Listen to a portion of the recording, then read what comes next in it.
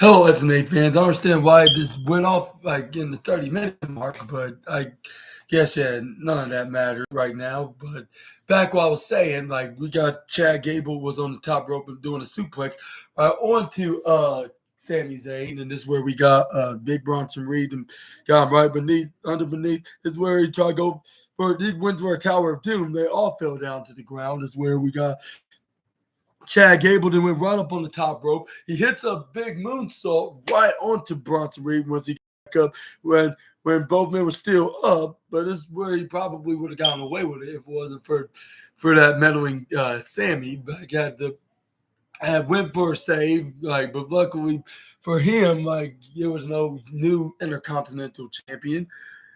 And I'll say, as much as we wanted to see Chad Gable be Intercontinental Champion at that time, we at a time before Sammy become champion, but it's kind of too late at the time of hoping that he does be champion. Unless there could be some other time, we could see Chad Gable could win. I was thinking but not tonight. Well, today in America, of course, because it's still daytime. But this is where we get. This was so close, it was so close, but that was fair. Like he was admitting to himself in his head. That's where he was still cheering for Chad Gable, which I'm not sure why he would do that because Gable been a horrible teammate to him, for the past couple of weeks, especially when he loses his matches, he give him a slap right across his face, and he did it 2 different times. And let me tell you, he did it the third straight time, but I'm not going to get into that and just yet until at the end of the video. But this is where we get Chad Gable, Sami Zayn go for an ankle lock right on to Bronson Reed, but this is where then Chad Gable did not like that, and this is where he was like, "Stop stealing my finisher," and this is where he hit an ankle lock right onto him. This is where he tried to make Sami Zayn tap out. This is where Bronson Reed then came for the save, well, not because for Sammy, but for himself, so he won't lose any opportunities or even privileges of becoming Intercontinental Champion. But this is where we get Chad Gable then grab onto his left leg. This is where then he goes for an ankle lock right there. But this is where Sami Zayn hit a right hand right to the face of Sami Zayn. This is where then we get Big Bronson Reed pick up both men when they were right on top, but he caught him right off the turnbuckle and hit the Samoan suplex. Not Samoan suplex, Samoan drop. And yeah, last time I checked, he was Samoan because he's celebrating National Asian and Pacific Islander Month, which is this month, I believe, in May. And also, I was thinking, I believe one of his parents is Australian, and then another one's Samoan, so he's probably part Samoan and Australian, and plus he's also from Australia. Because I believe he said something like that, ever since in his first run in WWE before he got released back in 2021. But this is where he also hit a suicide dive right on the Zayn and Gable. This is where I believe he brought Sami Zayn back in the ring because he is the champion and he wants to make a statement not only he can win the championship, but he did it by beating the champion by pinfall to him to become the new IC title. But this is where he tried to go for a tsunami right onto Sami Zayn. Sami Zayn smartly rolled out of the way right on time. Big Bronson Reed crashed right into the canvas. And then this is where Sami Zayn's now's my chance. And this is where he goes for his finishing maneuver, in position. And when he went to the lower right side, while Big Bronson Reed then was in the upper left side, he would have done the haluva kick if it wasn't for Chad Gable to come in and intervene and hit a German suplex right onto the Intercontinental Champion. But not only one, but he also hit him with a 2. And not only 2, is where he goes for the third the German suplex. Fans were chanting, "You suck." Now I was thinking, I'm confused at this at this part though. Like, are they meaning that he sucks by actually does sucks on the count that he's a heel, or is it because he looks too similar to Kurt Angle, especially considering he was hitting his signature move, the three German suplex. This is where I go for the third one, but this is where we got Sami Zayn starting elbow strikes right onto the head of Chad Gable. This is where he hit the German suplex right onto Gable with one, and then he goes for a two. This is where he tried to go for a final one. Do insult to injury. But this is where he decided to join the German Suplex Club, and this is where he tried to go for the three German suplex of the waist on while having the waistline. This is where the Chad Gable did not realize he was locked in by double men, both Zayn and Reed. This is where he thought it was just Sami Zayn, so he started elbowing him right to the face. This is where he then flipped right out of it, went to behind Big Bronson Reed. This is where he goes for a German suplex onto the two guys. But this is where Chad Gable managed to do it like to both men, and I was like, wow, like I never saw Chad Gable did a double German suplex before. Maybe he picked up the likes of like, what's his name? Braun Strowman and who else? And there's another big guy he picked up, but he picked the likes of Braun Strowman up. But I would thought he would never pick up like one big guy and another guy on top of that, like and hitting a successful, picture perfectly German suplex like that. Never ever. Like I would never see. I would never see able to do such maneuver. This is where we see the Olympian fall flat on the ground after taking such a maneuver. This is where referee was saying like, "Come on, hey, come on, guys, get out." And this is where Bronson Reed rolled out of the ring. This is where Otis took him out. This is where he closed on him. This is where this this is where this is where he go for a clothesline. This is where like Otis big clothesline right to the other big man. This is where Chad Gable was like, "Yeah, that's what I'm talking about. You keep it up, and then I want you to do the same to Sami Zayn." And this is where he's like, "Do it to the champion." And then this is where Otis was taking it back because he had some flashbacks and he remember what Sami Zayn said. He was like, "I know, I just cannot do it." Like, and this is where Chad Gable's like, "Oh, yes, you can. And stop being a wimp and get your butt over here and do exactly what your master told you to do." And this is where he slaps Otis across his face. It looked like Otis is about the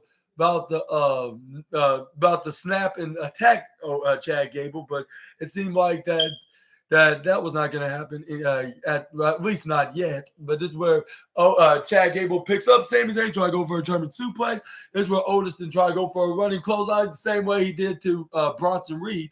But this is where like Sami Zayn moved out of the way right on time, and Otis actually clothesline Chad Gable instead, or did he? Like depending on what he was looking like, he looked very upset. Like either way, like because on one hand, like if he did care, like he cared about Chad Gable, he was thinking like no, like I was not trying to do that, and then Chad Gable's not gonna like this coming Monday, if not earlier. Again, and there's two one like in two like there's the other hand like where Otis does not care if he did it or not, and he don't care if Chad Gable try to kick him out because he's going to be already out before he can even give him the boot.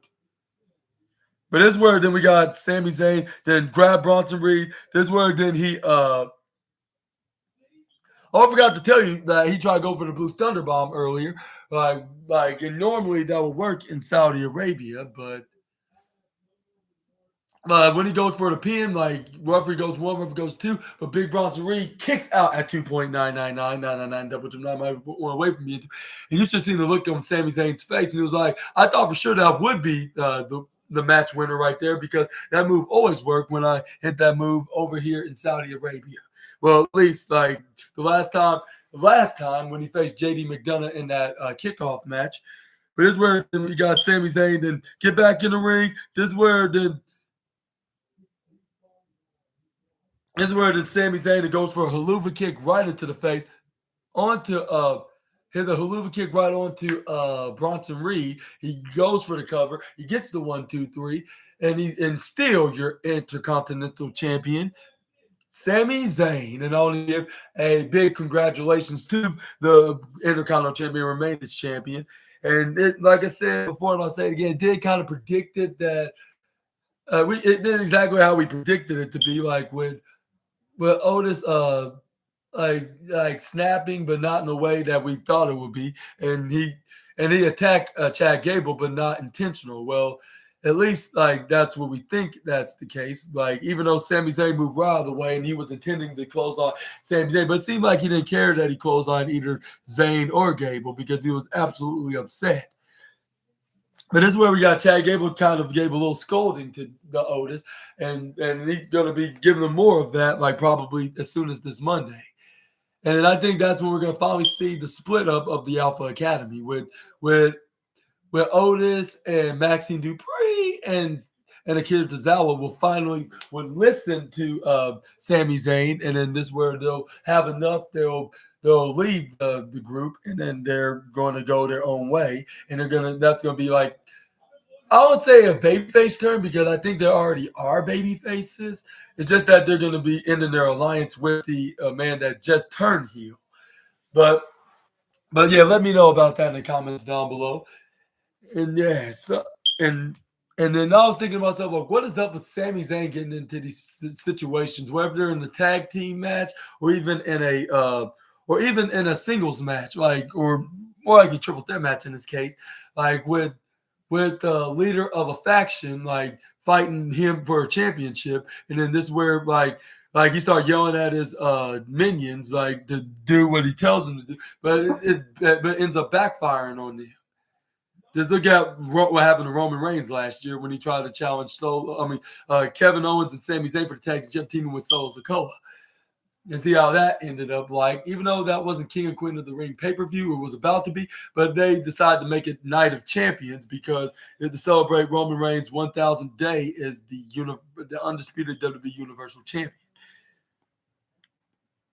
But let's move on to the next slide. But I thought this match was really good. It definitely deserves the 4th place spot. Like, even though it's nothing more special than the 1st or 2nd place, but the thing is, the match, like the last 2 matches were just too plain entertaining. Like you can watch this anytime, any place, anywhere out of the week, yeah, and you'd still would not get bored of it. Like even if you watch it like over 100 times. But next up is where we get the Queen of the Ring action now, and let's just say this match happened in an unexpected manner. Because, yeah, we did predict that a particular wrestler is going to win the Queen of the Ring and earn herself a women's championship. But we're just going to have to wait and see who exactly that individual is. But let's get to that right here, right now, with Lyra Valkyria entering the ring against the Irresistible Force, Nia Jax. This is where the Lyra Valkyria tried to find a perfectly good strategy to take down the Irresistible Annihilator, with her trying to do a roll duck when Nia Jax tried to tip for a clothesline. But this is where we got Lyra Valkyria. Then they started going left and then right, and then this is where then Lyra Valkyria rolls right in front. This is where she tried to go for a headlock. This is where Nia Jax then try to push the former NXT Women's Champion right into the bottom left corner turnbuckle, which she hang on to. This is where then Nia Jax to try to charge right at Lyra Valkyria. This is where we got her try to go for a clothesline. This is where she dodges right out of it. This is where she try to go for what's that called? A crucifix slam. This is where Nia Jax then still standing. This is where she was like, "Oh, she cannot get more serious than she already is." This is where then she picks her right up. This is where she was like, "Oh, you want to play?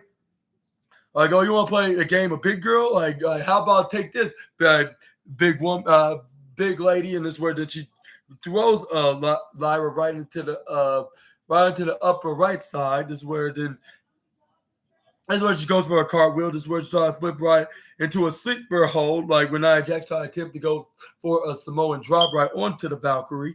This is where then, but this is where we got Nia Jax slamming her back first right onto the corner. This is where then Nia Jax was like, okay, I finally got it right off of her. This is where she was like, this is where did you try to spear her right into the bottom right or left corner side. This is where Lyra Valkyria smartly moved out of the way. She had shoulder first right onto the ring post in the inner part. This is where then we got Lyra Valkyria going for a drop kick right onto the force. This is where she started hitting forearms right to the face. This is where but he